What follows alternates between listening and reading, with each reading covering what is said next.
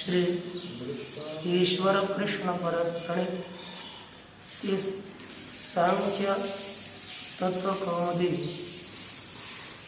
ये जो सांख्य कारिकाएं हैं उन सांख्य कारिकाओं के ऊपर श्री वाचस्पति विष्णु विरचित तत्व कौमुदी है।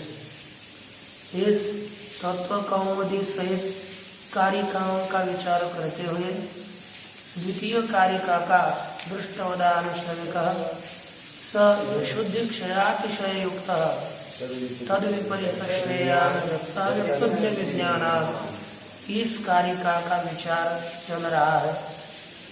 इस कारिका का विचार करते हुए प्रथम यह देखा, पूर्व पक्ष ने कहा कि जैसे लौकिक, केवल लौकिक उपाय से यद्यपि सिद्धि न हो, लौकिक उपाय से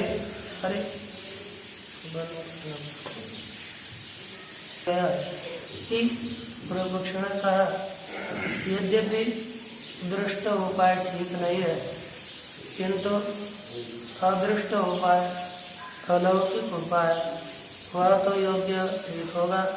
तो उसने कहा कि अर्थात वैदिक उपाय वह आत्यंतिक और ऐकांतिक दुख की निवारक हो सकेगा, उसके लिए प्रमाण दिया। तो सिद्धांत ने कहा दृष्टवद आनुष्ठिका, जैसा दृष्ट उपाय ऐकांतिक और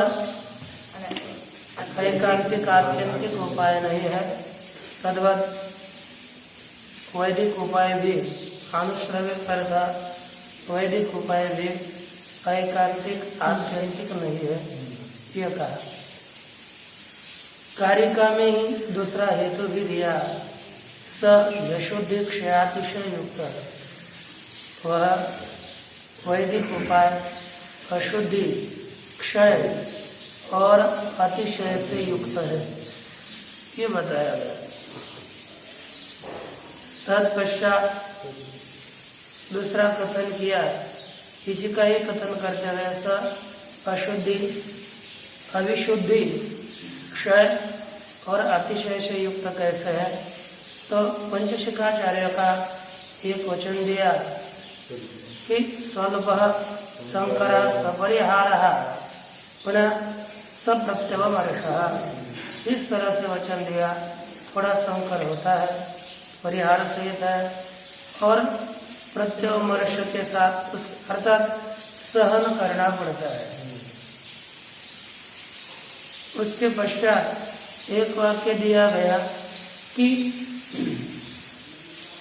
क्षय है, ये क्षीण होता है, और बताया अतिशय युक्त है, इसमें न्यूनाधिकता है, कोई अधिक है कोई न्यून है। अब यहाँ से आगे इसलिए इस वैदिक उपाय की अपेक्षा से दूसरा विपरीत, दूसरा जो उपाय है वह श्रेयस्कर है। इसी पदों का विचार करते हुए यहाँ पर यह कहने जा रहे थे कि कार्यत्व हेतु से यह फल में अनित्यता का अनुमान किया गया। और अब आगे देखिए त्रयोदश परिच्छेद है, अक्षरार्थस्तु तद विपरीत श्रेयान, ये जो पद है उसमें अक्षरों का अर्थ करने जा रहे हैं। तद विपरीत अर्थात तस्मात् विपरीत तद विपरीत, यहाँ पर तस्मात् आनुश्रविका दुखापघातकात् हेतु, यह कहा कि तत्का अर्थ हो गया तस्मात्, उससे अर्थात आनुश्रविकात् उपाय, जो आनुश्रविक वैदिक उपाय है उस आनुश्रविक वैदिक उपाय से कैसा है, दुखापघातकात्, आनुश्रविक उपाय है मान्य है दुखों का निवारक, जो आनुश्रविक वैदिक उपाय है उस वैदिक उपाय रूपी हेतु से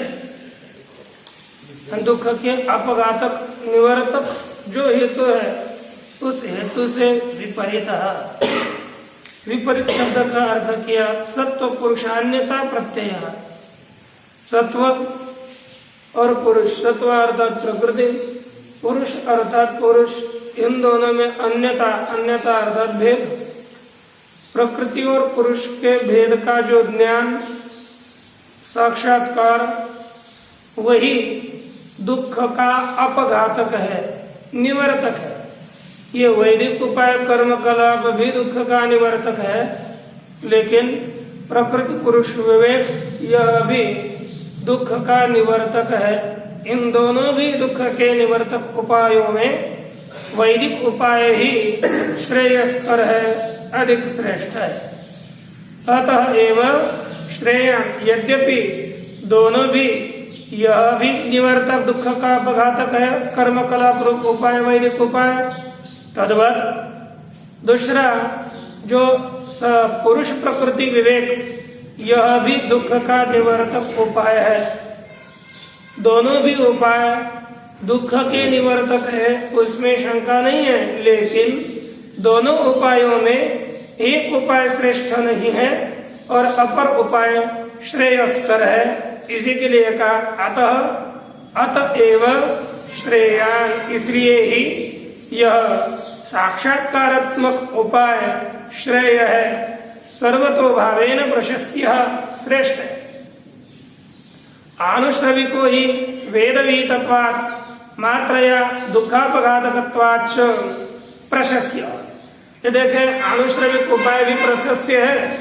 क्यों? क्योंकि वेद विहितत्वात्, पर वेद के द्वारा विहित है और मात्रया किंचित अंश मात्र से दुखों का निवर्तक है। आंशिक दुखों का निवर्तन करने वाला है, बिल्कुल दुखों का जो निवर्तन नहीं करता, उन उपायों के अपेक्षा से आंशिक दुखों की निवृत्ति करने वाला उपाय प्रशस्य होगा ही। लेकिन यह भी तो प्रशस्य है, तो किंतु ये जो सत्वपुरुषान्यता प्रत्यय है वह भी प्रशस्य है, वह अधिक प्रशस्य है। इसलिए कहा आनुश्रविको ही वेद विहितत्वात् मात्रया दुखापघातकत्वाच्च, के किंचित अंश रूप से दुख का अपघातक होने से प्रशस्य, वह प्रशस्य है।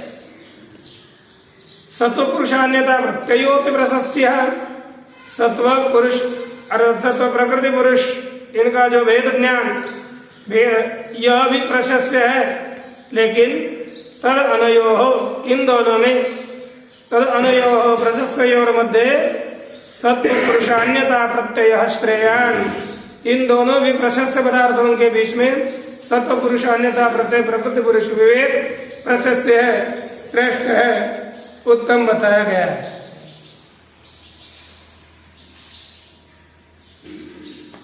इसमें सत्व पुरुषान्यता प्रत्यय को प्रशस्य बताया गया। कहते हैं कि कुतः पुनरस्योत्पत्ति, अस्य अर्थात सत्व पुरुषान्यता प्रत्ययस्य कुतः उत्पत्तिर्भवति, इसका जनन, इसकी उत्पत्ति कहाँ से होती है ये बताइए। तो उसका उत्तर दिया ग्रंथकार ने मूल में, इत्यत आह व्यक्ता व्यक्त विज्ञान, व्यक्ता व्यक्त विज्ञान, इन व्यक्त के ज्ञान से, अव्यक्त के ज्ञान से और ज्ञ के ज्ञान से यह सत्व पुरुषान्यता प्रत्यय उत्पन्न होता है। इसका विग्रह किया गया, व्यक्तश्च अव्यक्तश्च ज्ञश्च इति व्यक्ता व्यक्त ज्ञाः तेषां विज्ञानम तस्मात्। एकाक व्यक्त अव्यक्त ज्ञ, इनका इतरेतर द्वंद्व समास हो गया। व्यक्ता व्यक्त ज्ञाः, उनके विज्ञान, विज्ञान अर्थात विवेकेन ज्ञानम विज्ञानम, ये शब्दार्थ की है। विवेक पूर्वक ज्ञान होना वही विज्ञान है। इस व्यक्त अव्यक्त और ज्ञ के विज्ञान से पृथक रूप के से ज्ञान होने से ही एक और वही व्यक्ताव्यक्त ज्ञान पूर्वकम अव्यक्तस्य तत्कारणस्य ज्ञानम एकाक व्यक्त ज्ञान पूर्वकम अव्यक्त से व्यक्त अर्थात संसार ज्ञान, इन संसार के ज्ञान पूर्वक उसका जो कारण अव्यक्त है उसका ज्ञान होता है ना। कार्य के ज्ञान से कारण का ज्ञान हुआ करता है। व्यक्त ज्ञान पूर्वकम अव्यक्तस्य तत्कारण से अर्थात व्यक्त कारण से व्यक्त के ज्ञान पूर्वक व्यक्त का कारण जो अव्यक्त उसका ज्ञान होता है। और उन दोनों से भी तयोः पारार्थेन, ये दोनों परार्थ होने के कारण, परार्थ अर्थात दूसरों के लिए होने के कारण, क्योंकि पारार्थी संगातस्तु परार्थ द्वार जो समुदाय होता है वो दूसरों के लिए होता है, खुद के लिए नहीं होता। जो भी है जितना भी समुदाय है, जैसे इतने सब पदार्थ एकत्रित किए, वो पदार्थों के लिए पदार्थ नहीं है, पदार्थ अन्य के लिए हुआ करते हैं। ये समुदाय है पुस्तक समुदाय, वो खुद के लिए नहीं है, खुद कभी पढ़ता है क्या अपने आप को, वो दूसरों के लिए हुआ करता है। ऐसे जितना समुदाय है वह सब अन्य के लिए है, व्यक्त भी अन्य के लिए है और अव्यक्त भी अन्य के लिए। अन्य है पुरुष, उस पुरुष के लिए ये दोनों है, इसलिए कहा तयोश्च पारार्थेन आत्मा परो ज्ञायते। वे दोनों पर के लिए होने से आत्मा पर है ऐसा ज्ञान होता है, दूसरों के लिए है। तो पर कौन है? वैरवशिचराज्ञ इति ज्ञान क्रमेण अभिधानम। ऐसे ज्ञान क्रम से इसका कथन किया। व्यक्ताव्यक्तज्ञ, पहले व्यक्त का कथन, फिर अव्यक्त का कथन, उन दोनों से प्रथम पुरुष का कथन। इससे जो तात्पर्य सिद्ध हुआ उसका अर्थ कहते हैं एतद उक्तम भवति। क्या होता है? कहते श्रुति स्मृति इतिहास पुराणेभ्यो व्यक्तादीन विवेकेन श्रुत्वा शास्त्रयुक्त्या च व्यवस्थाप्य दीर्घकालादर नैरंतर्य सत्कार सेविता भावना मयात विज्ञानमिति। कहते आपको ज्ञान होगा कैसे? ज्ञान के लिए क्या मार्ग है? ज्ञान के लिए कथन किया श्रुति एक, दूसरी स्मृति, तीसरा इतिहास और चौथा पुराण। इन सब से व्यक्तादीन विवेकेन श्रुत्वा, व्यक्त अव्यक्त और इनको विवेक पूर्वक सुन करके शास्त्र युक्त्याच व्यवस्थाप्य। शास्त्र युक्त का अर्थ क्या है? जिसको जिस अर्थ को बोलना चाहिए उसको बोलना चाहिए, और जिसको नहीं बोलना चाहिए उसको नहीं बोलना चाहिए। जब हम बोलते उस समय बोलते रहते हो, फिर आप जब पूछे तो उत्तर देना चाहिए, है ना? मतलब एकाग्रता से श्रवण, जब प्रश्न हो तो उत्तर देना चाहिए। अब दे दो क्या है? हाँ? ये क्या है? यहाँ पर यथाशास्त्र कथाशास्त्र कुछ नहीं है, इतना ही शास्त्र युक्तिया अर्थात शास्त्र की युक्ति के द्वारा वो बोलना चाहिए कि शास्त्र से अनुमोदित, शास्त्र यथाशास्त्र, थोड़ा ही क्या कुछ है। शब्दार्थ जैसे जैसे शास्त्र से युक्तिया अथवा शास्त्रांतर्गत जो युक्ति उसके द्वारा, अनुमान उसके द्वारा व्यवस्थाप्य, हम व्यक्त अव्यक्त इनका उनकी व्यवस्था करके, व्यवस्थाप्य अर्थात व्यवस्था करके आगे किया। पहले ये करो, फिर अर्थात कौन व्यक्त है, कौन अव्यक्त है, कौन ज्ञ है, इसकी उत्तम रीति से व्यवस्था शास्त्र से निर्धारण करना। पहले श्रवण, यदि श्रुति स्मृति इतिहास पुराणेभ्यो व्यक्तादीन विवेकेन श्रुत्वा, पहले शास्त्र का श्रवण करो, फिर शास्त्र में बताए हुए जो युक्तियां हैं उन्हीं युक्तियों के द्वारा इसकी पृथक व्यवस्था करो। अर्थात मनन के द्वारा प्रमेय का निश्चय करना है। तत्पश्चात निधिध्यासन के लिए आगे की पंक्ति दी, दीर्घ काल। कितने काल है? दीर्घ काल। कितने? रात 10 बजे से सुबह 4 बजे, 4:30 5-6 बजे तक, है ना। दीर्घ काल उसका क्या करते हैं हम? समाधि में जाते हैं। दीर्घ काल करे, है ना, उसका काल होता है दीर्घ काल। पुनः आदर, कोई भी साधना हो दीर्घ काल हो, फिर आदर पूर्वक हो, उसमें बहुत विश्वास हो। तीसरा कौन सा उपाय है? निरंतर योग, अर्ध और निरंतर। आप करते हो कितने? दीर्घ काल। मैं 10 साल हो चुका हूँ संध्या करते आया हूँ, कुछ फर्क ही नहीं पड़ रहा है। क्यों?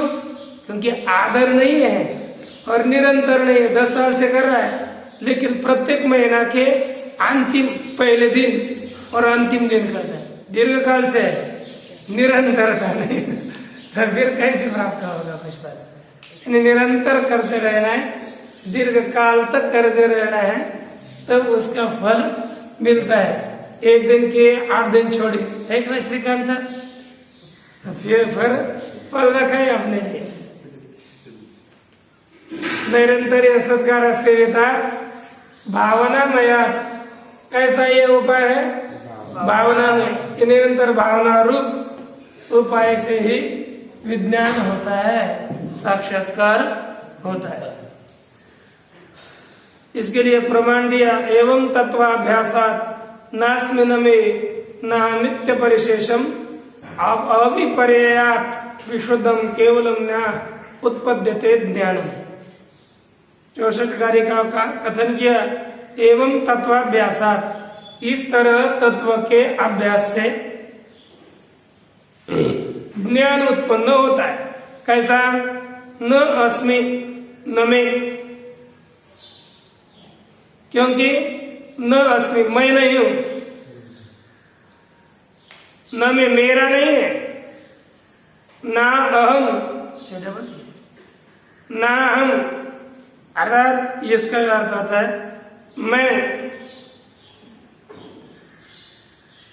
नहीं हूं। अविपर्यात विशुद्धम, जो अविपर्य है उसकी अपेक्षा से, अविपर्य होने से, ऐसा अविपर्य, विपर्य अर्थ विपरीत ज्ञान, अविपर्य विपरीत ज्ञान न होना, उससे विशुद्धम केवलम ज्ञानम उत्पद्यते, अतिशय शुद्ध केवल क्या उत्पन्न होता है? किम विषय? आत्म विषय का ज्ञान, केवल ज्ञान, अतिशय सर्वदा शुद्ध ज्ञान उत्पन्न हो जाता है। यह ज्ञान किस तरह से उत्पन्न होता है, इसका क्रम बताया गया। तत्पश्चात जो तीसरी कारिका है, उसका प्रारंभ करने के लिए पहले एक उपोद्घात रूप से 1.5 पंक्ति लिखी हुई है, तो देखिए क्या। तदेवं प्रेक्षावत् अपेक्षितार्थत्वेन शास्त्रारंभं समाधाय शास्त्रम आरभमाणः श्रोत्रबुद्धे समोधानाय तदर्थम संक्षेपतः प्रतिजानीते। यह पूरी पंक्ति है। अब यहाँ पर प्रारंभ में क्या किया? बुद्धिमान पुरुषों की शास्त्र में प्रवृत्ति हो सकती है। किसकी होगी? बुद्धिमान पुरुषों की शास्त्र में प्रवृत्ति होती है, और अबुद्धिमानों की प्रवृत्ति होगी क्या? होती है? नहीं होती। पर हम बुद्धिमान है कि नहीं, ये मैं पूछना चाह रहा हूं। आगे तद एवं प्रेक्षावत, है ना, तद एवं अर्थात इस प्रकार, प्रेक्षावत अपेक्षितार्थत्वेन, प्रेक्षावत अर्थात बुद्धिमान उनके द्वारा अपेक्षित अर्थात इच्छित, अभिलषित अर्थ वाला होने से है ना। ये शास्त्र कैसा है? बुद्धिमानों के द्वारा अपेक्षित अर्थवद होने से शास्त्रारंभम समाधाय, है ना। यह अपेक्षितार्थ आणि अपेक्षित अर्थ प्रेक्षा उद्भी अपेक्षित अर्थ यदि अपेक्षितार्थ तत्वेन बुद्धिमानों के द्वारा अपेक्षित अर्थ वाला यह शास्त्र होने से तदर्थम संक्षेप अच्छा शास्त्रारंभम समाधाय, शास्त्र के आरंभ का समाधान करके अर्थात शास्त्रारंभ कैसे उचित करना है, योग्य आरंभ करना कैसा योग्य है, इसका समाधान करके शास्त्रम आरंभमाण, शास्त्र का आरंभ करने की इच्छा करने वाले जो ग्रंथकार है वे श्रोत्र बुद्धि समवधानाय, श्रोता के बुद्धि को एकाग्र करने के लिए तदर्थम संक्षेप प्रतिजानिते, तदर्थम अर्थात शास्त्रार्थ, शास्त्र के अर्थ का संक्षिप्त रूप से, यहाँ पर शास्त्र के अर्थ की संक्षेप रूप से प्रतिज्ञा करते हैं, अर्थात ये पूरे ग्रंथ में है क्या चीज, एक श्लोक से पूरे ग्रंथ का सार बताया। क्या है इस ग्रंथ में? बताया मूल प्रकृति महदाद्या प्रकृति विकृतया सप्त षोडशकस्तु विकारो न प्रकृतिर्न विकृति पुरुषः।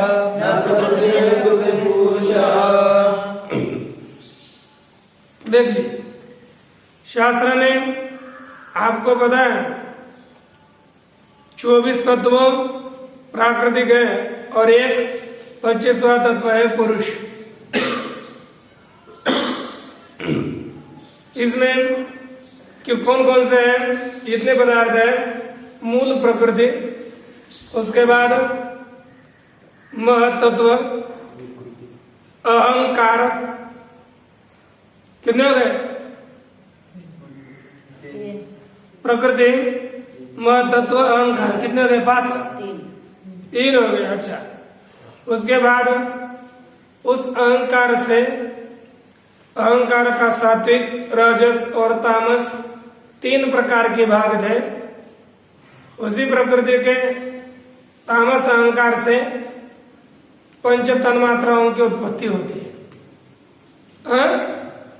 इनकी राजस अंश से कर्मेंद्रियों की उत्पत्ति होती है, इनकी और सात्विक अंश से ज्ञानेंद्रियों की उत्पत्ति होती है। और एक मन भी उनसे उससे उत्पन्न होता है। तो देखो, इस अहंकार से किन किन की उत्पत्ति हो गई? 5 कर्मेंद्रिय, 5 ज्ञानेंद्रिय, 5 तन्मात्रा और 1 मन। कितने हो गए? 16 हो गए। अब ये देखो, जो 5 तन्मात्रा है, उन 5 तन्मात्राओं से 5 भूतों की उत्पत्ति होती है। 5 तन्मात्राओं से ज्ञानेंद्रिय, कर्मेंद्रिय और मन, इनसे किसी की उत्पत्ति नहीं होती, लेकिन दूसरे जो 5 तन्मात्राएं हैं उनसे 5 भूतों की उत्पत्ति हो जाती है। अब इससे क्या सिद्ध हो गया? प्रकृति है, मूल प्रकृति, वो किससे उत्पन्न होती है? किसी से भी नहीं। प्रकृति विद्यान, प्रकृति से पुरुष से विद्यानादि उभाव भी, ये आरंभ नहीं हुआ, लेकिन विद्यानादि उभाव भी दोनों भी कैसे है? अनादि है, प्रकृति और पुरुष। जो मूल प्रकृति है उसका जन्म होता है कि फिर नहीं, वो जन्म, उसका जन्म नहीं होता। इसलिए मूल जो प्रकृति है, अब यहाँ पर प्रकृति का मूल प्रकृति नाम दिया, विकृति का नाम है कार्य और अविकृति का नाम है कारण। क्या है? कारण। क्या कारण? किसका नाम क्या है? विकृति का नाम है कार्य और अविकृति का नाम है कारण। कार्य। ये मूल प्रकृति क्या है? फिर अविकृति है। मूल प्रकृति और अविकृति अर्थात क्या हो गए? मूल प्रकृति कार्य नहीं है। अविकृति का क्या अर्थ है? विकृति अर्थ कार्य और अविकृति का अर्थ कार्य नहीं है। कारण तो आपको किसने कहा कि मैंने ये कहा कि जो प्रकृति शब्द है उसका अर्थ है कारण और विकृति है उसका कार्य। और मैंने क्या आपका भी क्या कहा? अविकृति। मूल प्रकृति क्या है? अविकृति है, अर्थात कार्य। विकृति अर्थात कार्य और अविकृति अर्थात कारण नहीं है, ये बताया था। तो यहाँ पर देखो मूल प्रकृति क्या हो गई? अविकृति अर्थात कार्य। तो मूल प्रकृति और विकृति अर्थात क्या हो गया? मूल प्रकृति कार्य नहीं है। इतना हो गया। मूल प्रकृति कार्य नहीं है, तात्पर्य अर्थ क्या हो गया? वो केवल कारण ही है। तात्पर्य अर्थ है, लेकिन शब्दार्थ क्या है? कार्य नहीं। दूसरा आ गया महदाद्या, मद इत्यादि सात। मद इत्यादि सात अर्थात मद तत्व, अहंकार और इधर के पंच तन्मात्रा है। कौन? नाम बताइए। पुनः बोलिए। मद तत्व, अहंकार और पंच तन्मात्रा, ये है ना। यहाँ पर मद तत्व, अहंकार, पंच तन्मात्रा, ये इसका ये अर्थ करते कहा कि ये जो सात है, सात ये कारण भी है और कार्य भी है। कैसे? देखो इसमें मद तत्व किसका कार्य है? प्रकृति का कार्य हो। किसका कारण है? अहंकार का कार्य कारण है। तो प्रकृति और विकृति दोनों भी हो गया। अच्छा, अहंकार किसका कार्य है? मद तत्व का कार्य। किसका कारण है? पंच तन्मात्रा, मन, इंद्रिय, इन सब का कारण है। तो अहंकार कार्य कारण दोनों भी हो गया। उसके बाद चलते पंच तन्मात्रा। पंच तन्मात्रा कारण भी है। किसका? पंचभूतों का। पंचभूतों का क्या है? कारण है। और किसका कार्य है? अहंकार का कौन है? अहंकार का कौन कार्य है? पंच तन्मात्रा कार्य है। और कारण किसका है? ठीक है। और इसलिए पंच तन्मात्रा कारण भी हुई और कार्य भी हुई। इसी तरह कितने हो गए कार्य कारण?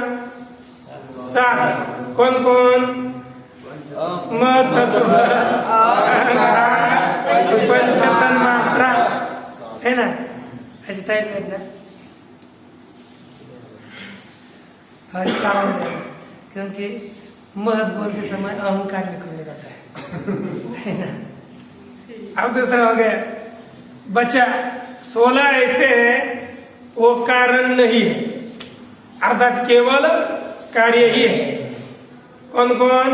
पंच ज्ञानेन्द्रिय, पंच कर्मेंद्रिय, मन। कितने हो गए? 15, 11 हो गए। हो है ना। कितने हो गए? 11 हो गए। अच्छा, और पंच महाभूत कितने हो गए? 16। ये केवल विकार ही है, कार्य ही है, और किसी के कारण नहीं है। कितने हो गए अब? 16 7 23। है? क्या बुद्धि है? और 23 1 25 नहीं होते ना? अच्छा, ये जो 24 है, 24 में कौन केवल कार्य है? केवल मूल प्रकृति केवल कार्य है। कौन कार्य कारण है? महत्व, अहंकार, पंचतन्मात्रा। कार्य कारण। और कौन केवल कार्य ये? पंचज्ञानेंद्रिय, पंचकर्मेंद्रिय, ये केवल कार्य है। और ये कैसा पुरुष है, आदमी है जो कार्य भी नहीं और कारण भी नहीं। न प्रकृति न विकृति पुरुष, पुरुष न प्रकृति है और न विकृति है। इसी का अर्थ देखिए। संक्षेप तो ये शास्त्रार्थ से चतुस्र विधा। संक्षेप से शास्त्र के अर्थ के 4 प्रकार होते हैं। अतः शास्त्र 4 प्रकार का। कश्चिद अर्थ प्रकृति रेव, कोई पदार्थ प्रकृति ही है अर्थात कारण ही है। कश्चिद अर्थ विकृति रेव, कोई पदार्थ केवल विकृति है, विकार ही है, कार्य ही है। कश्चित प्रकृति विकृति, कोई कार्य कारण है। और कश्चित अनुभव रूपा, कोई तो उभय में से एक भी नहीं है, कार्य भी नहीं है और कारण भी नहीं है। तत्र का प्रकृति प्रकृति एवं इति उक्तम, क्या बोलते हैं? तत्र का प्रकृति, वहां पर प्रकृति क्या है?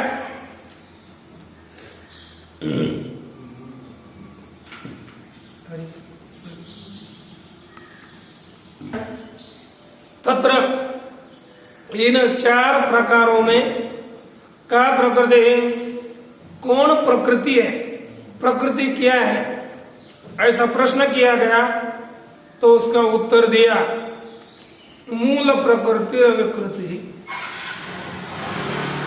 मूल प्रकृति अविकृति अर्थात कार्य नहीं है। इति प्रकृति किसे कहते हैं? प्रकरोति इति प्रकृति प्रधानम, जो प्रकृष्ट रीति से कार्य को उत्पन्न करे उसे कहते हैं प्रकृति अर्थात उपादान। दूसरा क्या नाम है उसका? है प्रधान। दूसरा नाम है ये कहते हैं, ये प्रधान किसे कहते हैं? कहते सत्व रजस तमसाम साम्यावस्था। सत्व गुण, रजोगुण और तमोगुण की जो साम्यावस्था है उसे क्या कहते हैं? प्रकृति कहते हैं। किसे प्रकृति कहते बोलिए? सत्वगुण, रजोगुण और इनकी साम्यावस्था को क्या कहते हैं? प्रकृति कहते हैं। अच्छा, सा अविकृति, वह प्रकृति कौन है?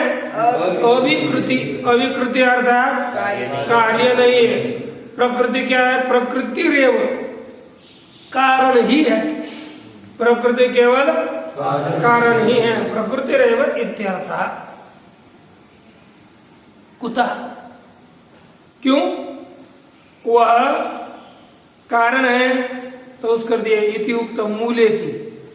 अरे वह मूल प्रकृति है ना, सबका मूल है, इसलिए वो कार्य नहीं है। उसका समास किया मूलम चासो प्रकृति रीति, मूल प्रकृति, जो मूल है वही प्रकृति, जो सबका कारण है वही प्रकृति है। यदि वो कार्य हो जाता तो उसको मूल प्रकृति कैसे कहते?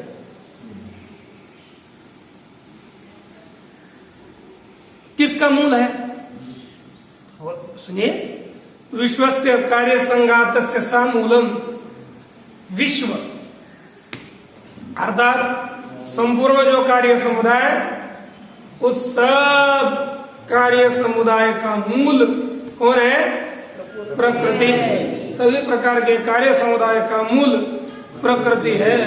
यदि बोलो कि महाराज आप उस प्रकृति का भी कुछ कारण मानो, तो कहते फिर ये देखो ये हो गई मुँह हमारी प्रकृति, उसका कारण मानना, और फिर इसका भी कुछ कारण मानना पड़ेगा दूसरा, इसका मानना पड़ेगा तीसरा, इसका मानना पड़ेगा चौथा, उसका मानते मानते चले जाओ तो कहाँ रुकेंगे? अनावस्था दोष आ जाएगा। वही कहा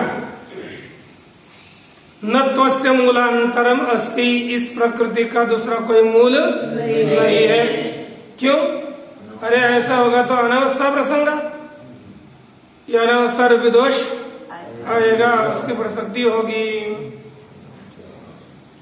न चावस्थानम प्रमाणम अस्ति इति भावः, और कहते न चावस्थायाम प्रमाणम अस्ति, अनवस्थायाम, अनवस्था में कोई प्रमाण नहीं, अर्थात अनवस्था जिसमें हो चुके हैं ऐसे को भी स्वीकार करो, इसमें कोई प्रमाण नहीं है। अभी यहाँ पर कहते हैं कतमा पुनः प्रकृति विकृत, यहाँ कियत्यश्च कहते कतमा कौन प्रकृति विकृतियां हैं और कितनी प्रकृति विकृतियां हैं, कौन प्रकृति विकृतियां हैं और कितनी है, अर्थात तो आप बताओ प्रथम जो प्रकृति और विकृति है उनके नाम बताओ, और ये कितना है, उसकी संख्या कितनी है, पहले तो बतानी चाहिए। उत्तर देते हैं इति तो उत्तम मदाद्या प्रकृति विकृतियां सप्त, कौन प्रकृतियां हैं, कमद इत्यादि, कितनी है, सप्त। तथा ग्रंथकार स्पष्टीकरोति, तथा महत्त्वम अहंकारस्य प्रकृति, महत्त्व किसकी प्रकृति है, अहंकार का कारण महत्त्व है। विकृति मूल प्रकृति, और मूल प्रकृति की विकृति अर्थात कार्य है।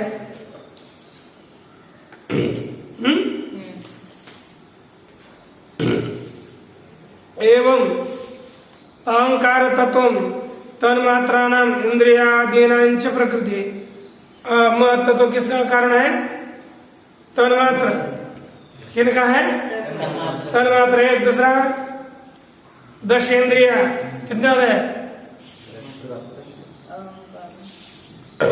और मन किसका, अहंकार का चल रहा है, अहंकार तन्मात्राओं का कारण है, इंद्रियों का कारण है, और मन का भी कारण है। इसलिए अहंकार प्रकृति भी हो गया और विकृति हो गया महत्व। और बता रहे तन्मात्र इंद्रियादीनांच प्रकृति का अहंकार तत्व अहंकार, विकृतिश्च महतः, और महत्त्व की विकृति है। अतः का प्रकृति है, तो किसने पूछा, तो फिर नहीं।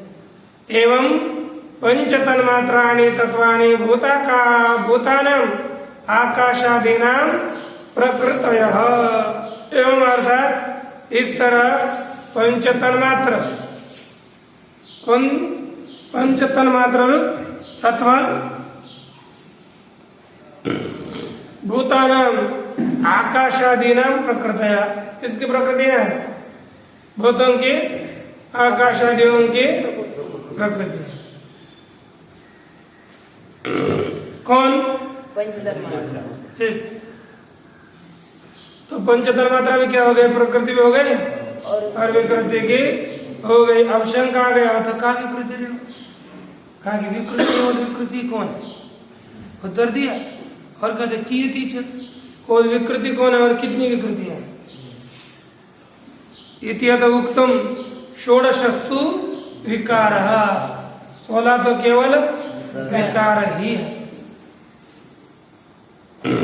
षोडश का अर्थात षोडश संख्या परिमित, षोडश संख्या से परिमित गणे गिना गए हैं, यही कितने, 16 है। तू शब्द अवधारणे भिन्न क्रमशः, ये जो तू शब्द है ना निश्चय करने के लिए और भिन्न क्रम जोड़ने के लिए यह है। कौन? तू शब्द। शब्द पंचमा भूतानि एकादशेन्द्रियाणि चेति षोडशको विकार न प्रकृति। पंचमहाभूत एकादश इंद्रिया ये 16 जो है ना वो विकार ही है, वह कौन नहीं है? प्रकृति नहीं है, ये बताया। अब इसके पश्चात इस तरह से हम लोगों ने देखा व्यक्त अव्यक्त ज्ञान का विवेक, इस प्रकृति में प्रकृति है ना, प्रकृति विकृति और विकृति और अंतिम में तद विपरीत सबसे अतिरिक्त वही श्रेयस्कर है। इसके अतिरिक्त जो विचार है वो करो है ना, थोड़ा सा बाकी है लेकिन करेगा। ओम पूर्णमद